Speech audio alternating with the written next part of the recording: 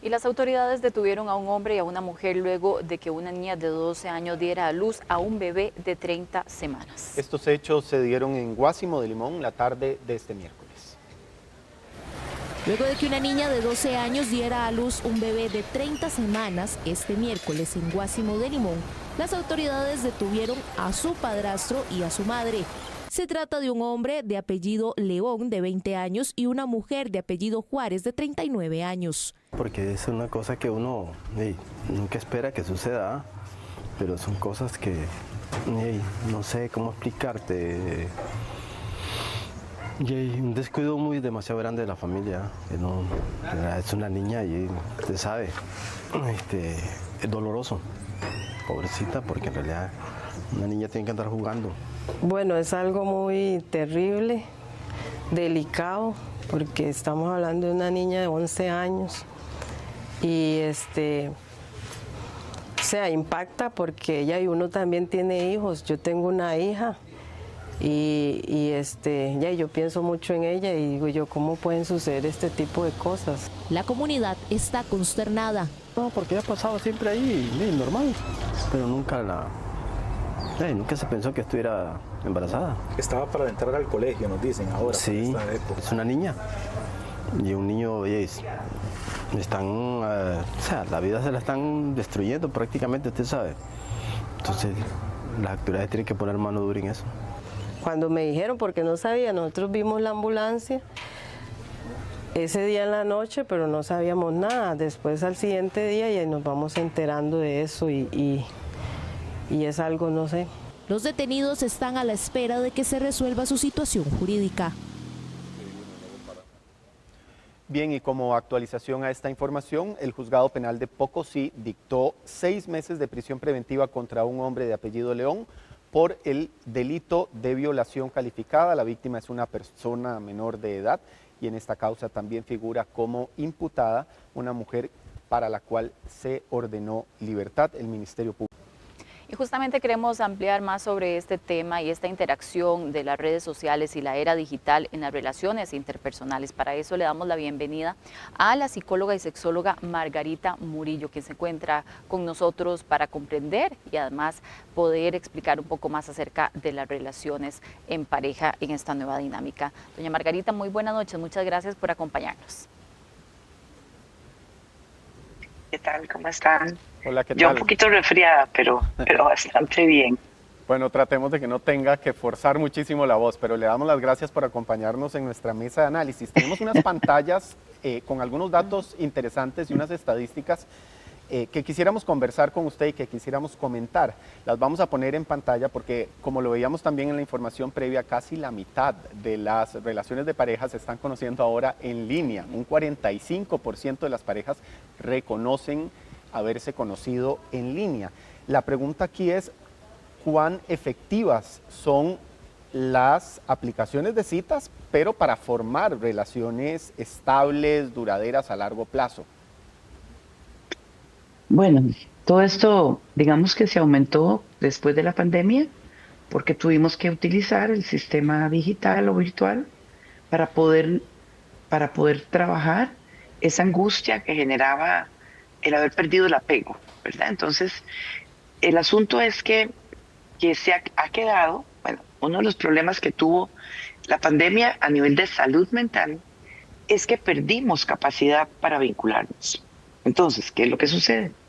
No es que sea inadecuado que nos encontremos vía digital porque, bueno, conforme va creciendo el país, cada vez va a ser más difícil. Esto es un fenómeno que estamos viendo ahora en Costa Rica, pero que hace muchos años, muchas décadas, ya en Estados Unidos, en Europa, eso sucedía porque los países eran muy grandes y la gente no se encontraba. Entonces buscamos todas las aplicaciones para encontrarse. El asunto es que esto no se quede solo en una dimensión virtual, sino que se busquen los espacios y los encuentros y no solo videollamadas, porque nuestro cerebro tiene una dimensión que tiene que ver con las fantasías. Entonces por eso somos sapiens sapiens, porque tenemos imaginación y fantasía. Entonces esta condición evolutiva hace que esto se vuelva muy atractivo, pero si nosotros no llegamos a estos encuentros físicos, que son apenas el 10%, esta relación no va a tener ninguna garantía, porque se ocupa el contacto de la piel, se ocupa esa oxitocina. Creo que ahí tuvimos Sí, algún problema. Creo que tuvimos un Ujú. Se pequeño ocupa mirarse, problema técnico. inclusive, Ya. ¿me oyen? Sí, Ahora sí, sí. Ahora sí. ahora sí. Que les digo mucho a las parejas que cuando uno se enamora, que a través de la virtualidad usted se puede enamorar, está enamorado de su fantasía. O, como se dice evolutivamente, que viste a esa persona como posible padrote o madrota. El enamoramiento está asociado al ciclo reproductivo. Por eso hay que tener mucho cuidado y por eso lo trabajamos con los chiquillos, porque cuando uno se enamora, el ciclo reproductivo se activa. ¿Por qué el cerebro se enamora? Porque necesita que como que no veamos que todo sea perfecto para que cuidemos a la especie. Porque nosotros no tenemos celo. Entonces, imagínense que si yo lo dejo en la virtualidad, lo dejo en la imaginación, lo dejo en la fantasía, yo me quedo ahí y esto no tiene nada de madurez emocional. Yo necesito convivir, necesito tener tolerancia a la frustración, que son las herramientas de la madurez emocional. Necesito tener umbral de sufrimiento y necesito tener sentido de realidad. Y eso solo se logra con la convivencia. Y la convivencia significa esa interacción y esa reacción y cómo nos ponemos de acuerdo y cómo mediamos. Y cuando yo expongo mi relación en las redes, es como si no le diera el espacio de intimidad de lo que significa la relación. Y esto ha sucedido mucho con los youtubers, con todos estos influencers, con todas estas personas. Se ha perdido esa intimidad y la pareja necesita una intimidad. Porque el apego de pareja viene a sustituir el apego con los papás. Es como cuando construimos un nuevo espacio de amor para la humanidad.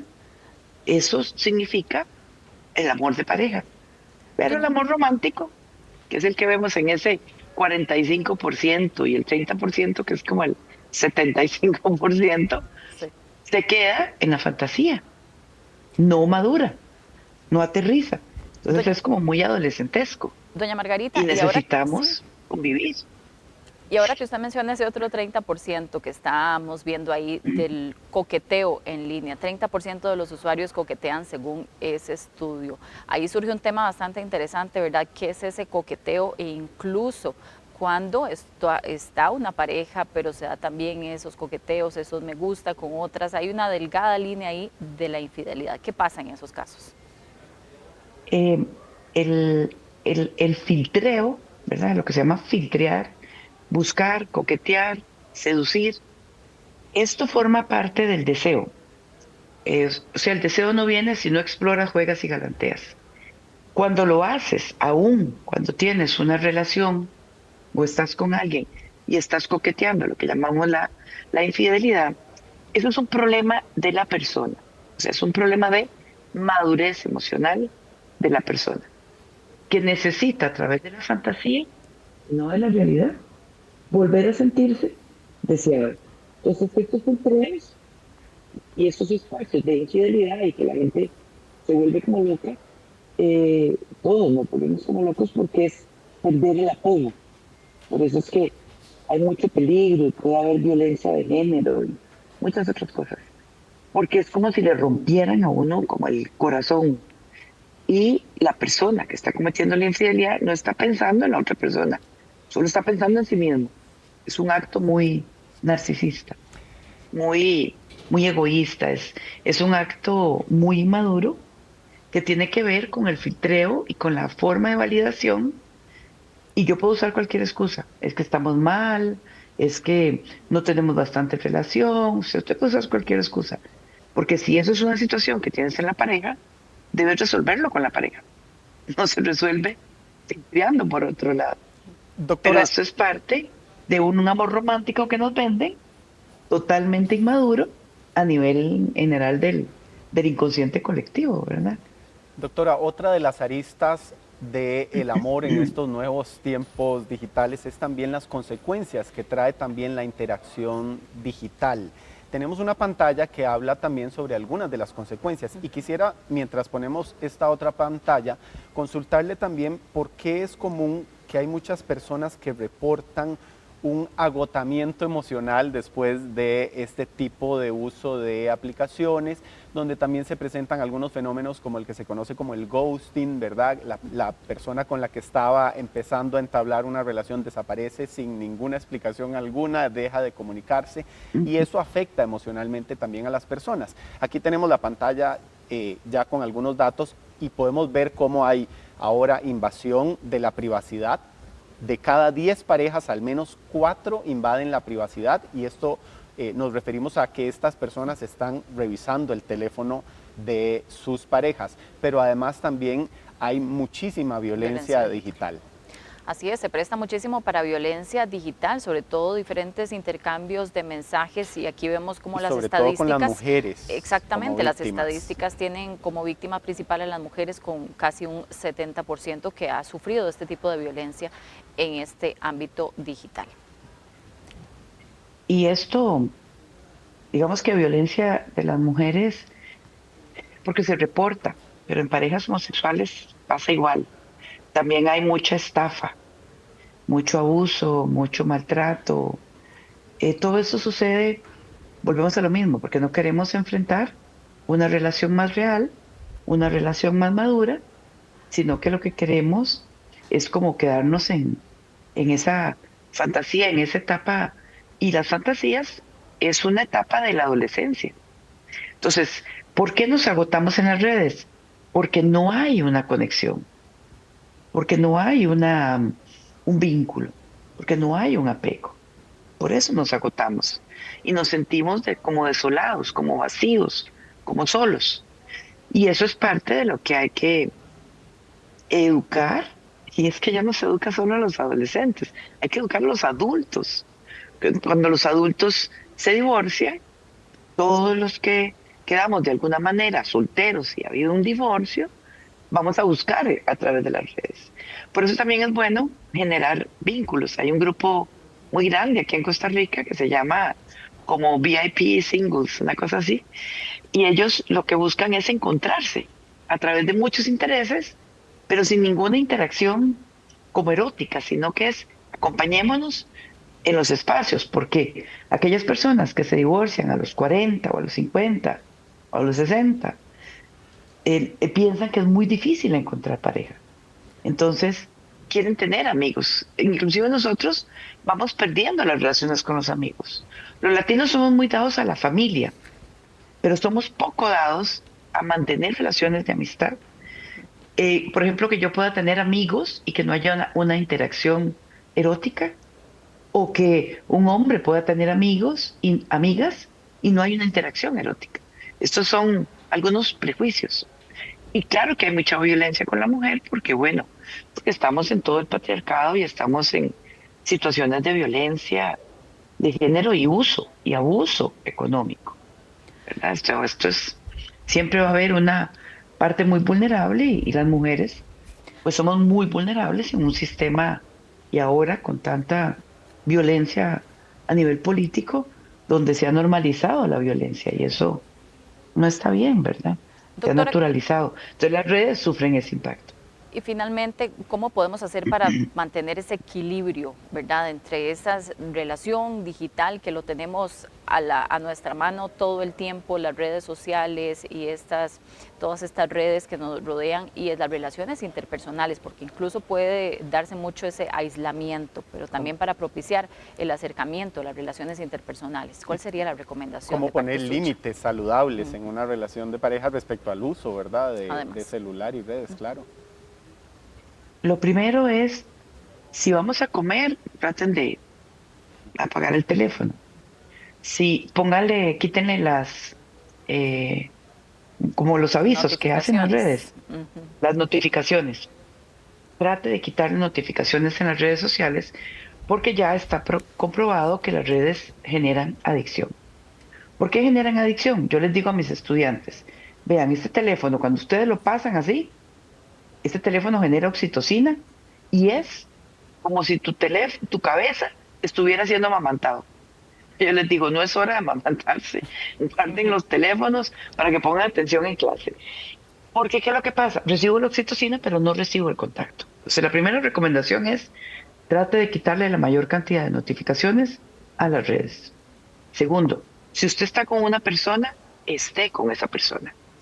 Trate de establecer espacios con amigos, con amigas, donde le puedan dar vuelta, inclusive darle vuelta al teléfono, póngalo boca abajo.